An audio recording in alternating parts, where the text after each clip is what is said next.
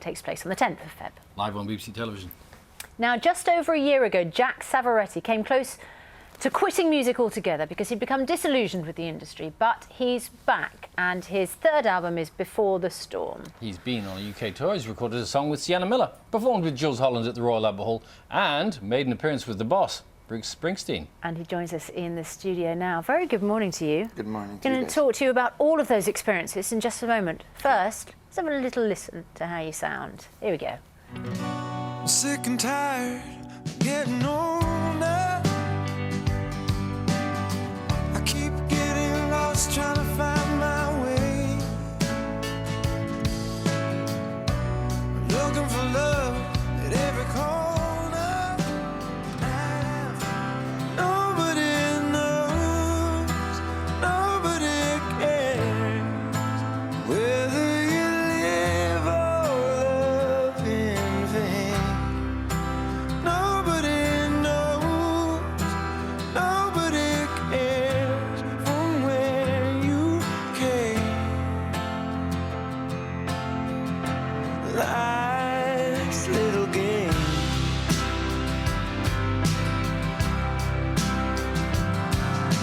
Changes, all of these changes. Oh, lovely stuff. Well, it's unconscionable, the thought that you might have just given it all up. Yeah, but it's a strange business. You see, I kind of saw the good, the bad, the ugly, and the irony about songwriting is that it's kind of an empowering freedom, that it's your own. It's your own. Nobody can touch it until you start making a living out of it, and then you're suddenly giving it to people that have the right to say whether it's good, whether it's bad, whether it's right, whether it's wrong. And the irony is that that kind of fuels your anger to go away and write another album, and then you get caught in this vicious cycle, and you just keep making records. So you were basically. writing sort of angry Not angry, music. but it kind of stimulates this need to be heard or need to say something, and need to also just something that's yours, something to own something. And I think that's kind of what it's all about when you're writing something. Yours is a very interesting background, because when I listened to the music, I thought you must be American, and because it has a sort of a very country feel to it, and yet you're not. I'm not, but some of the great, country singers. One of my favorite singer-songwriters from the States is a guy named Jim Croce, and he was of Italian origin. So I think the kind of country music you hear is folk music, and a folk-inspired music that comes from all over the world. I've grown up in America, I've grown up in Europe, and I kind of like to take as much as I can from wherever I've been, and country seems to be. You didn't go to Nashville to record this album, you went to Abbey Road. We were in Abbey Road, we were in London, all over the place, but we finished it off in Abbey Road, which was always a good place. Obviously, presumably, everybody who records there feels a certain something, do they? You can smell music. I know that sounds weird, but literally you walk in and there's just something in the air. I mean, the main corridors are now pretty functional and commercial, but you walk into Studio 1 and Studio 2 and you get a little tingle. Do you have to have your photograph taken on the zebra crossing? No, I didn't do that. There's so many people doing it, you got to queue up to do it. I'm surprised they don't sort of charge to do appointments. it. Yeah. So you were in this place where you felt it was tricky, the music industry, the bosses, whoever, were kind of pressurizing you. How then did you feel that you could emerge from that and produce the beautiful music, which is on the album? The album released last summer, wasn't it? Yeah, it was released at the end of the summer, and it kind of came from meeting new people. I met the guys who play with me, a band called The Dirty Romantics, who have changed the way I approach music, have changed the way I play music, have changed the way I want to perform it and be on the road more often. And also everybody else I work with has changed, and I've just been fortunate to I've been doing this for 7 years now, kind of doing music, and I got the opportunity to work with everybody along the way that I've met, that I admire. Everybody kind of agreed to it at the same time, and everybody was free, and so we did it. Well, you raised an interesting point there. There is this tension a lot of the time between the artist being the person that they want to be and the record company, which is publishing their music, which needs to make money and thinks oftentimes it knows a better way to do it. And sometimes they do, I'm not arguing that. Most of the time I think the artist knows what the artist is. If you want to know, how to sell an artist, ask the artist is kind of the first thing. But it's more also, as an artist, knowing who you are. What is your sound? What do you want to do? What do you write? And sometimes, it's not the first time. The first song you write is probably not going to define you as a songwriter. The first painting you paint isn't going to define you as a painter. So it is a bit of that trial and error. And it's more than people that are right or wrong. It's working with people that are in it for the ride. It's a long ride. I mean, you don't do this for a couple of years. This is what you do. And so either people are in it for the long run or there's no point being in it. Well, tell us about some of the people you've worked with. Jules Holland, Yeah. Bruce Springsteen, Yeah. Sienna Miller. Yeah. Okay, so It's been a busy year. shall we start with Jules? Yeah, Jules was amazing. We were invited to do his tour just before Christmas. And I mean, his whole crew and his whole band, every night was a bit of an education for I all bet of he us smells of involved. music, doesn't he? He smells good. Good music. He smells of really good music. I wonder where you're going with that. It's a weird way to put it, but yeah, he does smell of good music. He's incredible. I've never seen anybody play the piano like him. So that was inspiring, and we got to play the Royal Albert Hall, which was, you know, me and the boys from the band. We literally the next day we said, I think we can kind of, you know, that's it ain't You can gonna retire get. now. We can retire now. You saw Sienna Miller singing. Is that Yeah, right? I saw her at the Groucho Club. It was a Burns evening, and she was doing Nancy Sinatra at these boots, a cappella. She was just singing it. She just sang it to a room of about 100 people, and I thought, first of all, wow, for the courage to get up and just sing it with no mic, no music. But she was really good. Anyway, we became friends, and I had this duet that I really wanted to have, that guy-girl old school duet, not a collaboration, like a duet. Two people speaking to each other and showing the fine line between how you both thinking the same thing but doing the wrong thing. And she was up for it. She came into the studio, and in a matter of sort of 1 hour, she got it. So Jules, Sienna, Bruce. Well, Bruce, I played at the Hard Rock Calling Festival, and the boss was on. So that was pretty special. We got to meet him and his band and see the whole crew. And John Fogerty was playing while we were playing. So it was a good weekend out Oh, in yeah, Hyde talk about Park. country roots. I mean, John Yeah. Fogerty on his own was called Creedence Amazing, Clearwater yeah. Revival. One of my favorite bands. So Yeah. that was a pretty special. But seeing the boss, and it was the night Paul McCartney came on and they pulled the plug on I the was going tape. to say, it was the one where they had to turn it off. We were there that night and we were screaming. We were as angry as everybody else. They threw everybody out. Was it 11 Well, o'clock? they had played, to be fair, for 3 hours. Yeah. But I can't say how it felt like it was the first song. Every song felt like the first song. Yeah. It was an amazing night, so yeah, it was good.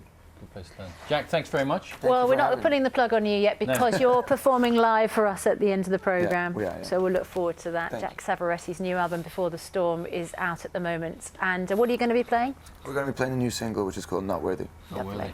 worthy. We are not worthy when it comes to Carol and the weather, but we try. Thank you, Billy. That's so not true. And there's no storm in the weather today either, I'm glad to say. We do have some dense fog, though, around Liverpool and Manchester in the northwest of England generally. But most of that will lift. And for many of us today, well, we're looking at some sunny spells. Now, what we've had this morning is a weather front which has been moving steadily away from the southeastern corner onto the near continent. But behind it, it has left quite a bit of cloud and some dankness. So there's some showers and there's also some drizzle around. But for many, it's quite a quiet day weather-wise. So here's the rain clearing away onto the near continent, all this cloud left behind, and some decent spells of sunshine. Now, some of the fog will be slow to clear, and that will really hold the temperature down, but some of it will clear altogether, such as in Wales, where we're looking at a sunny afternoon, but a colder one than yesterday. Across Northern Ireland, here you might find the odd pocket of fog just sticking, but for many it will remain dry, and we'll see some brighter sunny spells.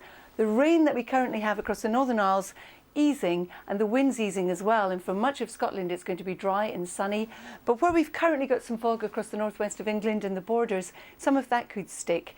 But in the northeast, we're looking at some sunshine. Then as we come into the southeast, well, you can see the extent of the cloud cover, so it will be duller, but here and there we could see some breaks in it. And certainly as we go into the southwest of England, we'll see some breaks and some sunshine coming through.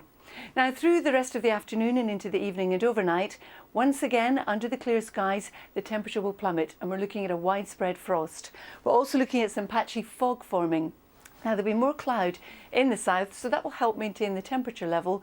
But it just needs for that cloud to break, say around Oxfordshire, the home counties. Here too, we could see some frost and some fog. So tomorrow morning it starts on a cold note. It starts also on a fairly cloudy one with all the low cloud and also some of that fog. The fog lifting into low cloud through the day as well. Some showers in the east, some drizzle in the southeast, and then a weather front comes in across the Channel Islands and the southwest of England. Now that's going to produce some rain, but it's not moving anywhere particularly quickly. It will just very slowly edge northeastwards as we go through the rest of Thursday and also into Friday. And there's snow in the forecast for some eastern counties during the course of Sunday, Susanna and Billy. Just a dusting. Yes, not enough, we don't think, at this stage to make a snowman. All right. Thanks very much, Carol. Thank you. Thank you. The nighttime economy is worth billions of pounds to the UK as more towns turn from shopping to leisure to make their money. Yes, one such place is Bournemouth, which is why we've sent Steph there, who at the end of her feature here is going to jump into the pool for us. Do you really think? I have to tell you, I'm feeling some of the chill that Carol mentioned this morning. It is a bit chilly here, not enough to convince anyone to get in the pool yet, but let me explain why I'm here. We're talking about the nighttime economy, because it's worth around £66 billion to the UK economy every single year, and it employs just under 10% of the workforce. So in Bournemouth, 1 in 3 of every retail space is a bar, a restaurant or a hotel. So we've come and got a couple of people here. Thanks for braving it outside this morning. JJ, you've got a bar in the area, haven't you? Tell us about what difference you've seen with the nightlife changing around here. Well, yeah, we've got a cocktail bar and whiskey lounge, and I do think that this climate is more of a natural selector for business. So it's kind of the make or break, really. If businesses are what the public wants, then they'll succeed. If they're not, then they won't. We used to be a stationery shop back in the day. Since we've taken over, we've been very successful. And yeah, we've noticed a change in the high street. But like I say, with retail coming in and online spending, shops are dwindling, and vacant shops aren't a nice sight. So, if that's going to be successful, then that's what the public want, I think. And let me bring Andrew in at this point as well, because you've also got businesses in the area, and it was a dry cleaners, one of your restaurants, wasn't it? Yeah, we had a fellow dry cleaners. I mean, we own obviously an independent restaurant chain of Thai tapas restaurants across the southwest now, and I think we had one restaurant that used to be the dry cleaners, one used to be a bank. And I think we even had a car showroom in one of ours as well. So yeah, it's definitely taken over different sites, and I think the empty shops and all these shops that are here, we will take over sites which are perfect for us if we can find them. Do you think we're seeing more restaurants and bars and fewer shops then? Do you think there's ever going to be that change completely? I think you're always going to have shops. I mean, it's not the high street's not going to disappear. But I think definitely if it's the right place, people will move into them. I mean, people don't have to have big restaurants. You have to have a good offering, and that's what we do. We have big restaurants, we have small restaurants, and that's the main thing: is finding a shop or a seat for shop front that can actually fit a restaurant. So, yeah. Well, let's also get the national perspective, because Guy is here from the National Association of Town and City Centre Management. Just tell us a bit about what impact it has, the nightlife economy. The nightlife and the evening economy both have a significant sort of underpinning. There's something like 27% of a town's and city's turnover can come from the sort of 5 p.m. to 5 a.m. economy. That's pretty significant. There's a danger though, isn't there? Some people have been in contact about it becoming too rowdy and too much of a focus on the nightlife. How do you get that balance? I think that comes down to management, and the Purple Flag is an accreditation program that the ATCM runs, and it helps locations apply a kind of a discipline to the management of evening and nighttime economy. And the ATCM Springboard figures show that a managed location performs much better in terms of footfall and turnover. OK, well, thanks very much for your time this morning. Right, time to get in. No! No! Go on. Oh! As if. Oh! Yeah. As if I'm getting in that. All right, thanks very much for that, Steph. She never fails to surprise. Hey? I need to lie down now. I thought, let go of the microphone! You can't, because Sarah Millican's going to be here in just a minute. She will keep you wide awake. She'll be very disappointed with Steph this morning. Yeah. Before we speak to her, here's a last quick look at what's happening where you are. Oh, she's in! Oh, no. Stop it, you made me look.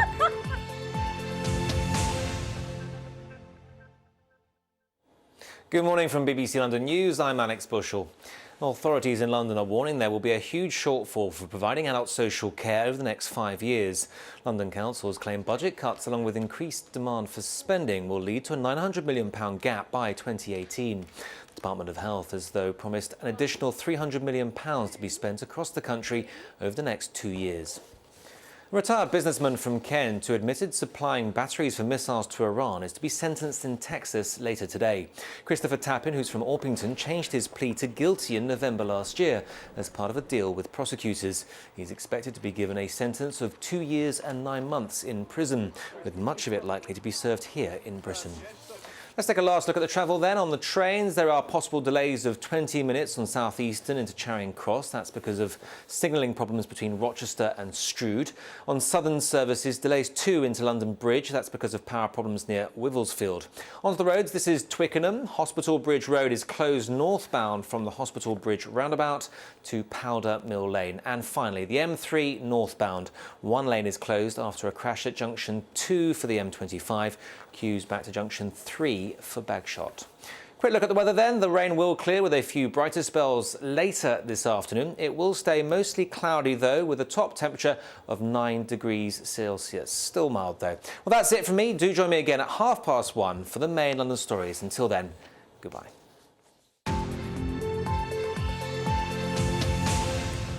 Welcome back. Sarah Millican doesn't need much of an introduction, but she's going to get one anyway. What should we say about her? She went from the Edinburgh Festival Fringe to being a regular panellist on shows like Have I Got News for You and Mock the Week. And she's had a hugely successful national tour, and it's back on the small screen with a cheeky look at some of our most familiar television shows and television personalities. Let's have a look at her work, shall we, Bill? Here we go. Watching medical shows on the telly. I saw a documentary that said thousands of people over 60 have ADHD, and I thought surely a hyperactive pensioner is a good thing. It might make them move a bit faster in the post office. And they'll finally be warm. Reality shows like Strictly and X Factor are always described as emotional roller coasters. I always thought an emotional roller coaster was when you found you couldn't fit in one of the seats.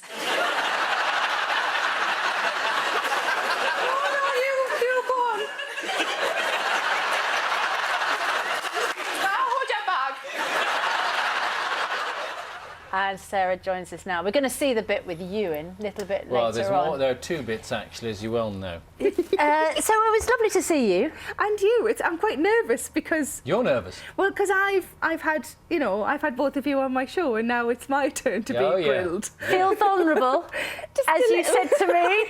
I could ask you anything. And then I did. And then you but did. You're not allowed to. No. And luckily, the interview that we did, which was for a Children in Need special, at the end of last year, you do ask anything. I mean, that's part of the charm of the show, of course, is that you just make people feel like they could face any question at all when you talk to them. Part of the fun, and there's no meanness. It's all just a bit of a daft carry on, really. When we had Hugh Bonneville on for the Christmas special, I asked him afterwards, did you enjoy the interview? And he said it was like playing tennis with Andre Agassi. He was just constantly like fire tap the whole time. That's my tennis mime. Have you seen somebody good at it, my tennis mime? You are lovely. Oh, well, Everybody thank you. is. You are lovely. Loves you. And you feel that it's going to be a nice, warm time, and then you are incredibly rude. Yes. And that's what Have you you should always have. been like you that? should have. If you knew that, you should have been more prepared. So shall we have a look? Let's show the audience what we're talking about. Here's my nerve-wracking moment on last year's Children in Need, and then we'll show Bill's as well. Yeah. Here we go. Have you ever seen the other side of Bill Turnbull's face? I mean, one side is obviously lovely, but you've got no idea what's going on over the other side, have you? He's a very handsome man. You know of. Did you ever use dry shampoo and Febreze just so you don't have to have a shower? Because I do. It's great. I've never used Febreze. Have you used dry shampoo? Yes. It's so good. It's such a good... It's so good. You can be a proper skunk and nobody knows. Some home truth coming. I didn't know what dry shampoo was. Is it a secret amongst the ladies? It's a useful little thing that you can use in the morning, isn't it? Yes. Well, or in the evening? Yeah. But I've washed for you today. You're fully clean. showered. Everything's clean Clean for you and made today. up. Unfortunately, you've come on properly clothed as well. Unfortunately. No, fortunately. Oh, okay. Sorry. Fortunately, because the Threw me a little bit there, Bill. the last time you auditioned for breakfast, you weren't exactly wearing the proper uniform. No. In a boost to the economy, the latest figures show consumer spending rose 1.2% last month. Do you think then there's a light at the end of the tunnel, Sarah? You never look at me anymore, do you, Bill?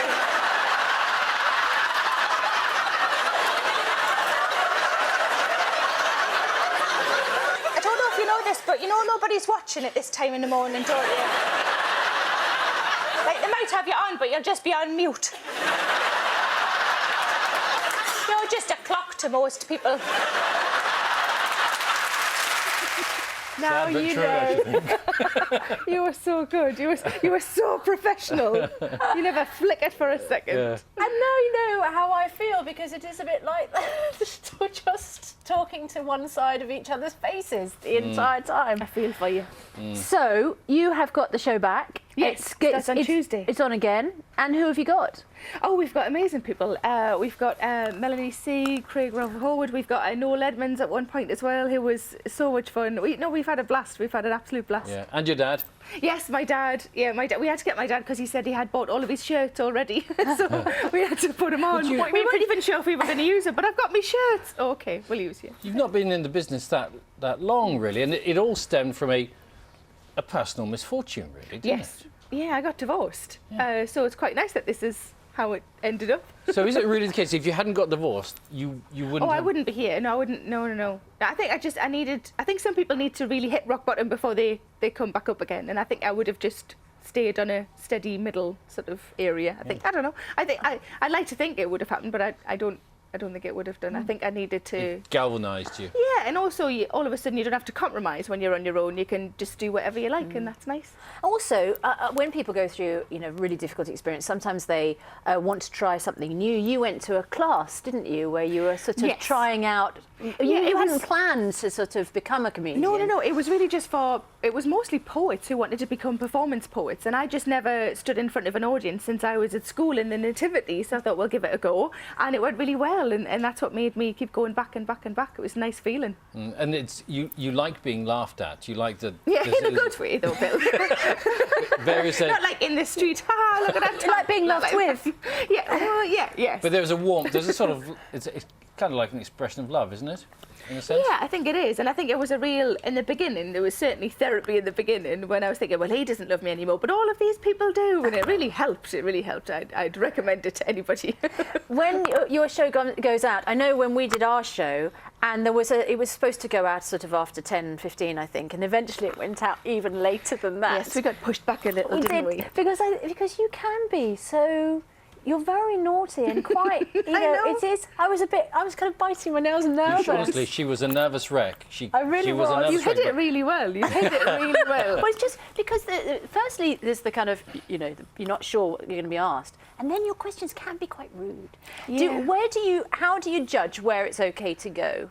Oh, there's no line. There's just an edit. There's just an edit. So we just go as far as we could go, and then the bits that aren't allowed on the telly get cut out. Because some comedians have been in the news recently for just taking it a little bit, some people's minds taking it a little bit too far. There is that kind of ongoing debate, isn't there, about what's okay in comedy and how rude you can be. It's all personal opinion. For every person that complains about something, hundreds of people enjoy it. So, it's you've got to find the right balance, but I don't know where that is. Yes, when you're still looking for it. Yeah. Really. Do you really like telly? I really love telly. Not working telly, but watching the telly. I love watching telly. Yeah, I really do. It's how I relax, I suppose, because I get in quite late at night, and I'm not a drinker, so I just put the telly on and flop in front of the telly in my pyjamas, and I love it. I love watching. You watched the tape of breakfast that you recorded that morning. Yeah, on totally mute. do. Yeah, on mute. Yeah, if I need an old clock. Yeah, clock which has no relevance to the time at all. No. What's your favourite programme? What do you really love to watch? I think my favourite programmes of last year were Downton Abbey and the Great British Bake Off. So I think the ultimate is to be bacon while wearing all of the flouncy outfit. I think that with was Mrs. the ultimate. What's the name from Mrs. Padmore. Mrs. Padmore. Padmore, that's it. Down in the kind of I'd definitely be downstairs. Is it safe to talk about what happened in the Christmas special? By not think everybody's watched it? No, some people won't have watched it yet. They'll still be saving it. It's January. Spoiler alert! Oh my God, I was not expecting that in the slightest. No. I'm quite annoyed as well. I'm still annoyed by the Christmas special. Are you? Yeah. Well, because I feel badly done to. Yes. I've stuck with them for so long, and they're killing off characters left, right, and centre. I know. It's not going to be the same, is it? But you're still alive and kicking and about to start your new series. Yes, indeed. Which we're looking forward to. I think. I hope it's been a heavy year because you come off thinking, did we really say that? Did that really get said? Yeah, you really did, and we kept it in. I heard about it. I'm so excited. Lovely, lovely, lovely to see you. Thank you so much. Keep a very straight face for that. The Sarah Millican television programme starts on the 15th of January on BBC Two at 10 p.m. It's late for a very good reason. It's an hour after the watershed. That is all from us this morning. Back tomorrow at 6. Charlie and Louise with you, and we'll be marking the 150th anniversary of the first ever underground train journey. Before we go, Jack Savoretti is here to perform his song Not Worthy. Have a lovely day. We are not. Bye-bye. Bye-bye.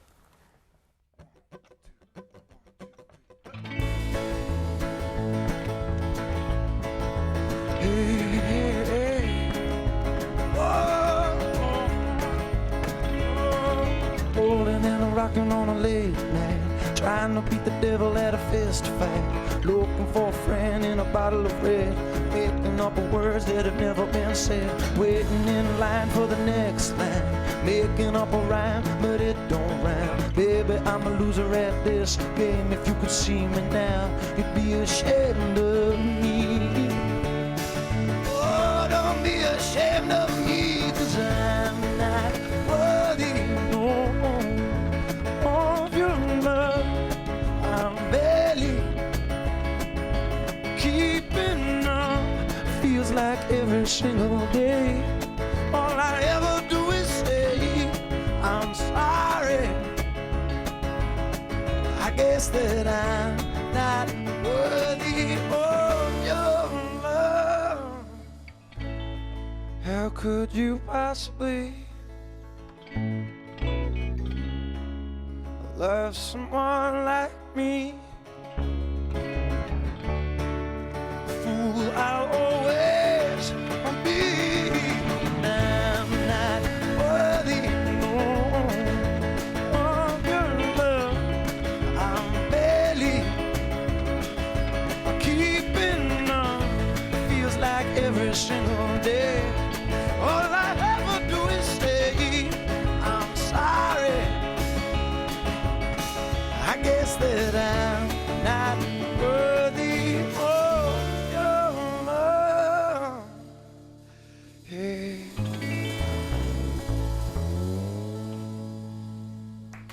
Brilliant! Way!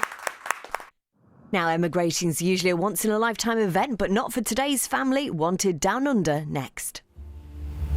The first time. These were the moments you loved.